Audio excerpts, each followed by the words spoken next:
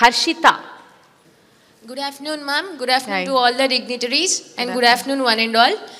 I am Lakshmi Prasanna, medical student, Guntur Medical College. And I am Harshita, medical student of Guntur Medical College.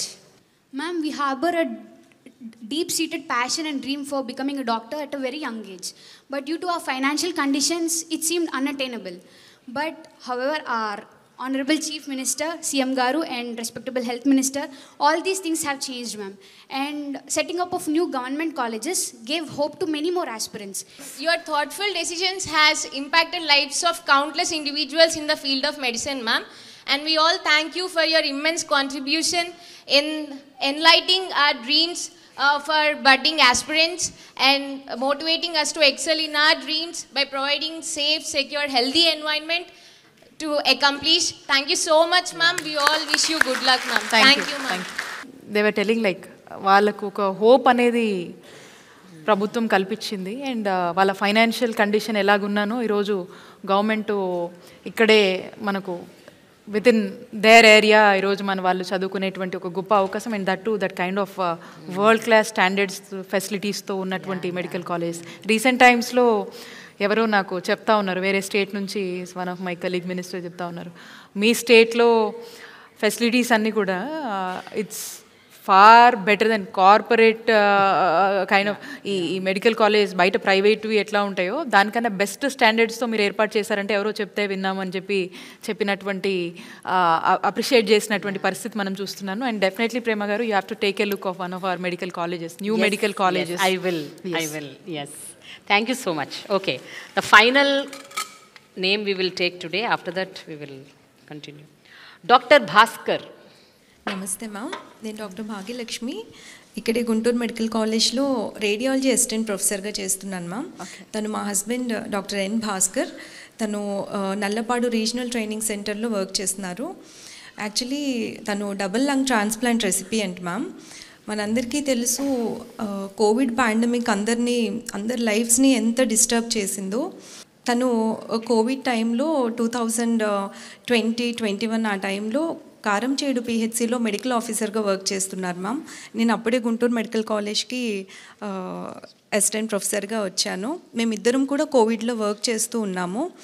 So ఆ టైంలో ఎలా ఉండిందంటే, మేము కష్టపడి చదువుకున్నాము, jobs వచ్చినాయి, lower middle class families నుంచి వచ్చాము, కొంచెం సెటిల్డ్గా ఫీల్ అవుతున్నాము. అందరిలాగే మిడిల్ క్లాస్ వాళ్ళందరూ ఒక సొంత ఇల్లు కావాలనుకుంటారు. సో సేవింగ్స్ తోటి ఒక ఫ్లాట్ కొనుక్కున్నాము. ఏదైనా ఎమర్జెన్సీ వస్తే ఉంటాయి కదా అన్నట్లు ఒక 5 lakhs సేవింగ్స్ పెట్టుకున్నాం. చాలా సేఫ్ అండ్ సెక్యూర్గా ఫీల్ అవుతున్న టైం అది. బట్ కోవిడ్ సెకండ్ వేవ్ మా లైఫ్ని తలకిందులు చేస్తుందని అప్పుడు మాకు తెలియదు. ఏప్రిల్ లాస్ట్ వీక్లో మేమిద్దరం కూడా కోవిడ్ ఇన్ఫెక్షన్కి గురయ్యాము. In spite of taking all the precautions, but మేమిద్దరం ఇన్ఫెక్షన్కి గురయ్యాము. అందరిలాగే మేము కూడా హోమ్ ఐసోలేషన్లో ఉన్నాము. కావాల్సిన ప్రికాషన్స్, మెడిసిన్స్ తీసుకుంటున్నాం. 4th డే మేము సిటీ స్కాన్కి వెళ్ళాం మ్యామ్. సిటీ స్కాన్లో Bhaskar lungs almost more than 50% involve అయినట్లుగా తెలిసింది. సో ఇమ్మీడియట్గా రెమ్డెసివిర్ ఇంజెక్షన్స్ తీసుకున్నాము. జీజీహెచ్లోనే అడ్మిట్ అయ్యాము ఇనీషియల్గా. సో తన సాచురేషన్ లెవెల్స్ డ్రాప్ అవుతూ ఉన్నాయి, ట్రీట్మెంట్కి పెద్దగా రెస్పాండ్ అవ్వట్లేదు. తర్వాత డిఫరెంట్ కార్పొరేట్ సెటప్స్కి మారుతున్నాం. దాదాపు 4 హాస్పిటల్స్కి తిరిగాం మేము. అయినప్పటికీ కూడా ప్రోగ్రెసివ్గా లంగ్స్ డ్యామేజ్ అవుతూనే ఉన్నాయి.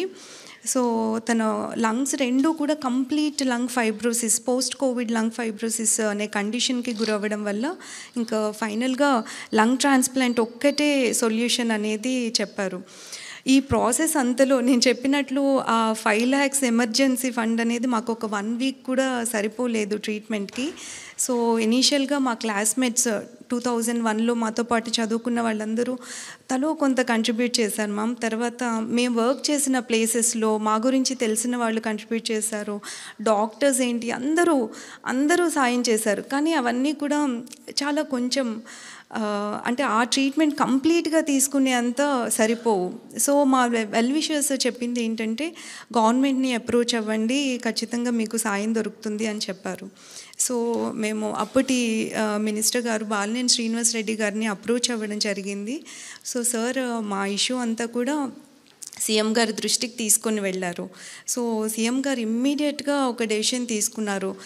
ఇంత కష్టపడి ఆనెస్ట్గా పనిచేస్తున్న డాక్టర్స్ ఈరోజు కోవిడ్ వల్ల చనిపోయే పరిస్థితి ఖచ్చితంగా రాకూడదు, గవర్నమెంట్ అండగా నిలబడుతుందని వెంటనే భాస్కర్ ట్రీట్మెంట్కి అవసరమైన ఎంత అయితే అంత గవర్నమెంట్ భరిస్తుంది అని మాట ఇచ్చారు. అది దాదాపు 1,17,00,000 అయింది తనకి. సో ఆ మొత్తం అమౌంట్ కూడా గవర్నమెంటే పే చేసింది. ఈరోజు భాస్కర్ ఇంత హెల్దీగా హ్యాపీగా మేము మళ్ళీ నార్మల్గా మా లైఫ్ లీడ్ చేస్తున్నామంటే అది కేవలం సీఎం గారి చలవే. Thank you so much. How are you feeling Bhaskar now? I am okay. You okay? I'm doing good. Okay. Take care of Bhaskar, yourself. how are you regularly going to the hospital? Yeah. You're doing your duties? Yeah, I'm doing my duties. Yeah. Great. But the consultant has advised not to do any patient care. Okay. So I am working as on teaching faculty here. Great. Take care of yourself, Bhaskar.